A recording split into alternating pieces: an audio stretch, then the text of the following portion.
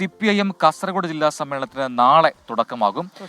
പ്രതിനിധി സമ്മേളനം polit bureau അംഗം A. വിജയരാഘവൻ ഉദ്ഘാടനം ചെയ്യും. പ്രായം കണക്കിലെടുത്ത് ജില്ലാ സെക്രട്ടറി MV ബാലകൃഷ്ണൻ സ്ഥാനമൊഴിഞ്ഞാൽ CH കുഞ്ഞമ്പു സെക്രട്ടറിയായേക്കും. ജില്ലാ കമ്മിറ്റിയിലേക്ക് കൂടുതൽ പുതുമുഖങ്ങൾ എത്താനും സാധ്യതയുണ്ട്. 36 അംഗങ്ങളാണ് നിലവിൽ CPIM കാസർഗോഡ് ജില്ലാ കമ്മിറ്റിയിലുള്ളത്.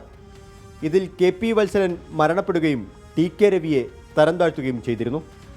MV Krishnan, K Appukuttan, PR Chacko, K Kunhiraman, E Kunhiraman, Subanna Alva, P Raghudevan എന്നിവർ പ്രായപരിധിയാലും മറ്റു കാരണങ്ങളാലും ഒഴിവാക്കപ്പെടാൻ സാധ്യതയുള്ളവരാണ്.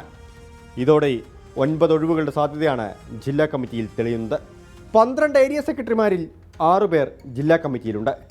ശേഷിക്കുന്നവരിൽ സീനിയോറിറ്റി പരിഗണിച്ച് മാധവൻ മണിയറ, CA സുബൈർ, A അപ്പുക്കുട്ടൻ എന്നിവർ കമ്മിറ്റിയിലെത്തിയേക്കും. K സബീഷ്, M രാഘവൻ, ഷാലു മാത്യു, പാറക്കോൽ രാജൻ, രജീഷ് വെള്ളാട്ട് എന്നിവർ പുതുമുഖങ്ങളായേക്കും.